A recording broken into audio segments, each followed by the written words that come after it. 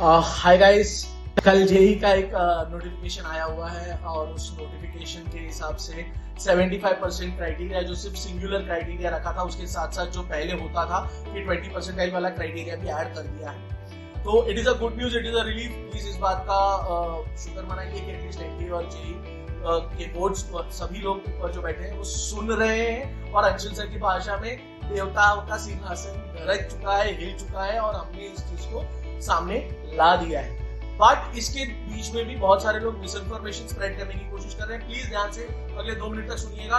मैं आपको पूरा एडमिशन प्रोसेस का जो सीट एलोकेशन है वो किस हिसाब से होते हैं उसकी क्लैरिटी दे रहा हूँ। मिस इन्फॉर्मेशन के चक्कर में पड़कर अपना साल बर्बाद मत कीजिएगा। ध्यान से सुनिएगा क्या बोलने जा रहा हूँ। अगले 3 मिनट इस वीडियो को पूरा ध्यान से सुनिएगा। पहला पॉइंट, जब आप जेई की एग्जाम देते हैं तो आपके एडमिशन प्रोसेस में तो सेंट्रल मेथड्स हैं जिसकी वजह से आपका एडमिशन होगा। फर्स्ट मेथड है कि जोसा का seat allocation, which is the first step, जहां पर आईआईटीज, एनआईटीज, ट्रिपल आईटीज और जीएफटीएस इन सारी सेट ऑफ कॉलेजेस का एडमिशन सेंट्रली हो जाता है। This is the first step. ये जो एडमिशन प्रोसेस है इसका जो क्राइटेरियन है वो जोसा बिजनेस रूल्स के हिसाब से आता है, जिसकी अनाउंसमेंट इस साल के लिए नहीं हुई है। इसकी अनाउंसमेंट आफ्टर जेईई मेन के रिजल्ट या during the after the second JEE main session उसके बाद आएगा कि जोसा क्या रूल्स अप्लाई करवाना चाहता है। तब तक के लिए बहुत समय है और उसमें बहुत सारी क्लैरिटी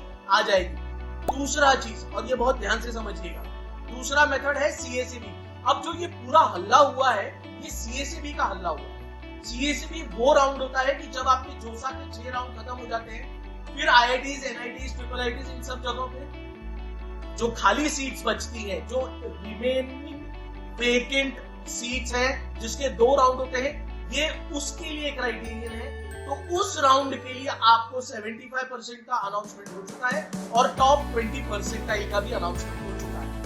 ये क्लैरिटी हो गई कि आपका एडमिशन किस हिसाब से होगा। दूसरी क्लैरिटी, एक और कंफ्यूजन क्रिएट हो रहा है कि भाई पिछले साल कोई क्राइटेरियन दिया नहीं था। भाई कोई क्राइटेरियन नहीं दिया था, सबको मालूम है, बोर्ड को भी मालूम है, जेई वालों को भी मालूम है, एनटीए वालों को भी मालूम है। ये क्राइटेरियन दिया हुआ था, नहीं दिया हुआ था पिछले साल कि कोई रैंकिंग नहीं दी हुई है। लेकिन जब इस बार अनाउंस किया है तो उनके पास तो रिजल्ट पड़ा है यार। 5 मिनट का काम है, वो प्रॉपर्ली इसको ऑर्गेनाइज करके रिलीज कर देंगे। तुमको एटलीस्ट और कुछ नहीं, तुम्हारा रैंक भले ही परसेंटाइल पता ना चले, लेकिन तुम्हारा 20% तुम्हारे बोर्ड के हिसाब से कहाँ कट ऑफ निकलता है, इतना अनाउंसमेंट करना कोई मुश्किल काम नहीं है, आसानी से हो जाएगा।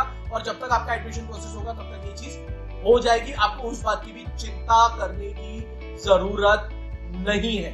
तो ये प्लीज ध्यान रखिएगा, ये तीनों चीजें बहुत इंपॉर्टेंट है। इसमें आपको कहीं पर भी कोई भी डाउट हो, please reach out to us. मैं बहुत सही तरीके से आपको गाइड करूंगा। इट इज नॉट रिक्वायर्ड कि आप आप यहाँ पर कमेंट कर सकते हैं, टेलीग्राम पर हमारे साथ जुड़ सकते हैं। टेलीग्राम की हमारी लिंक नीचे दी हुई है, वहीं पर आपको मेरा पर्सनल टेलीग्राम भी मिल जाएगा। आपको टेंशन लेने की जरूरत नहीं। जब भी आपको बात करनी होगी सिर्फ हमें टैग कर दीजिएगा। I will reach out to you personally और at least anyone from my team will reach out to you personally. Exam के लिए प्लीज सही तरीके से प्रिपरेशन कीजिए। आपको टेस्ट सीरीज अकेडमी की टेस्ट करनी होगी तो उसकी भी लिंक नीचे दी हुई है। और चैनल को सब्सक्राइब और लाइक जरूर कीजिएगा, इसको शेयर कीजिएगा, किसी न किसी के काम आएगी।